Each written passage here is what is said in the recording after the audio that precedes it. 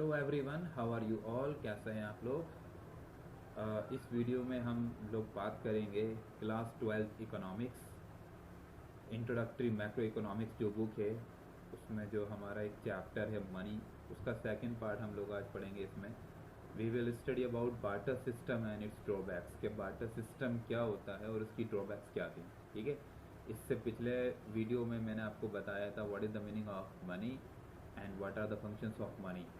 If you have not seen that video, I will mention the link of that video and you can go there and you can see that video. Okay, चलिए तो शुरू करते हैं। सबसे पहले हम लोग देखते हैं कि बार्टर सिस्टम का मतलब क्या होता है। तो it's very simple. Barter system का मतलब होता है barter system of exchange is a system in which goods are exchange for goods. Barter system का मतलब होता है जिसमें goods are exchange for goods, मतलब माल के बदले में माल एक्सचेंज किया जाता है या गुड्स के बदले में गुड्स एक्सचेंज किया जाता है। There is no role of money, money का कोई भी रोल नहीं होता है। हम लोग इसको एक और बोल सकते हैं CC economy, commodity for commodity exchange. ठीक है, एक इलस्ट्रेशन देख लेते हैं हम लोग। इलस्ट्रेशन से आई थिंक जल्दी समझ में आता है। ओके, फॉर एग्जांपल एक फार्मर है, उसके पास राइस है, और एक टेलर है, उसके पास जो है वो क्लॉथ कपड़ा है।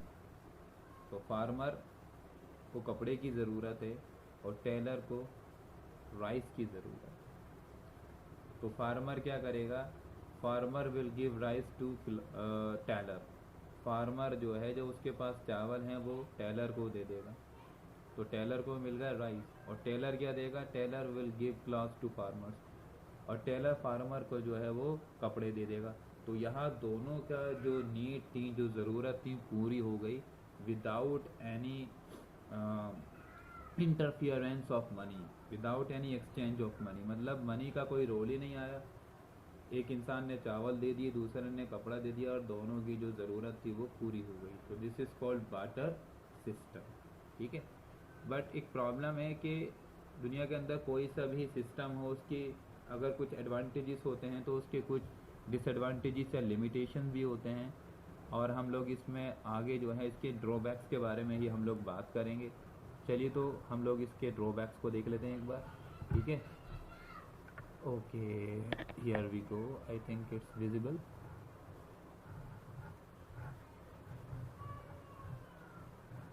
या पहला जो इसका ड्रॉबैक है वो ये है double coincidence of bonds. Actually एक ही कोइंसिडेंस काफ़ी भारी होता है, लक बाई चांस, और पता चला यहाँ डबल कोइंसिडेंस की ज़रूरत है। डबल कोइंसिडेंस, एक कोइंसिडेंस ही बहुत मतलब डिफ़िकल्ट होता है, यहाँ डबल कोइंसिडेंस। यहाँ बार्टर सिस्टम में एक बहुत ही बुरी बात थी कि यहाँ दो लोगों को सेम नीड्स की ज़रूरत होती थी। अगर फार्मर्स को राइस हैं और उसको कपड़े की ज़रूरत है, तो वो एक ऐसे इंसान को ढूंढेगा जिसके पास कपड़े हों और उसे राइस की ज़रूरत हो, जिसको हम लोग बोलते हैं डबल कोइंसिडेंस ऑफ बॉन्ड्स। एक टाइम पर दो लोगों को ज़रूरत होना, वो भी एक सी, एंड इट्स नॉट पॉसिबल है, इट्स नॉट ईजी। ये इतना आसान नहीं था कि ऐसे इंसान को ढूंढो जिसके पास जो है वो कपड़े हैं और जिसको राइस की ज़रूरत है, जो तुमसे राइस ले लो और तुम्हें कपड़े दे दे। तो ये जो सिस्टम फेल्ड हुआ, ये इसलिए फेल्ड हुआ क्योंकि यहाँ जो है वो डबल कोइंसिडेंस ऑफ बॉन्ड्स की ज़रूरत होती थी। ठीक है, नेक्स्ट है हमारा lack of a common unit of value.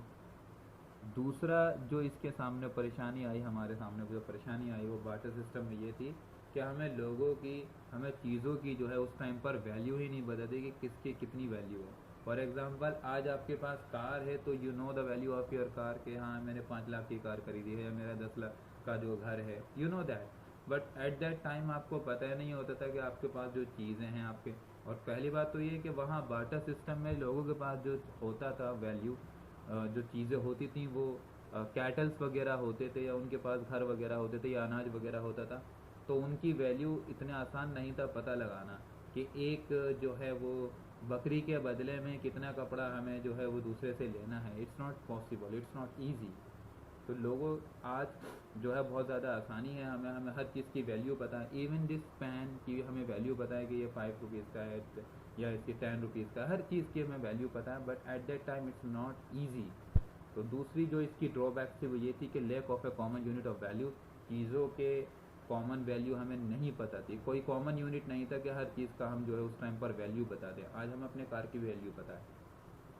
तीसरा है डिफ़िकल्टी ऑफ फ्यूचर पेमेंट्स और कॉन्ट्रैक्चुअल पेमेंट्स। आज बहुत ज़्यादा हमारे लिए जो है वो आसानी है कि आज हम जो है बता सकते हैं कि आज हम आपको इतने पे नौकरी पर रखेंगे और इतना पैसा हम आपको देंगे, ठीक है। लेकिन उस टाइम पर अगर आपको किसी को नौकरी पर रखना था तो आप उससे क्या वादा करते कि भाई मैं तुझे 10 किलो चावल दूंगा या मैं तुझे जो है एक बकरी दे दूंगा, मेरे पास 100 बकरी हैं। तो बार्टर सिस्टम में जो तीसरी जो परेशानी थी वो ये थी कि हमें फ्यूचर पेमेंट्स और या कॉन्ट्रैक्चुअल पेमेंट्स करने में बहुत ज़्यादा परेशानी आती थी। नेक्स्ट था हमारा, ये लास्ट है, difficulty of storage of value, savings and transfer of value.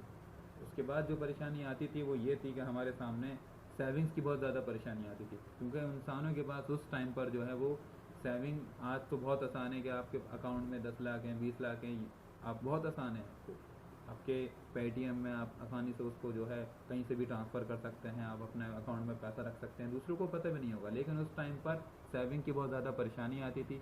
Kettles हैं आपके पास, आप कैटल की सेविंग कर रहे हैं, पता चला फैमिन आ गया, अकाल पड़ गया या ड्रॉट वगैरह बाढ़ वगैरह आ गई, तो आपकी सारी सेविंग जो है वो नेचुरल कैलामिटीज़ की वजह से ख़त्म हो गई, या फिर कोई चोर आपके जो है कैटल्स वगैरह ले गया या अनाज आपका ले गया या अनाज ख़राब हो गया।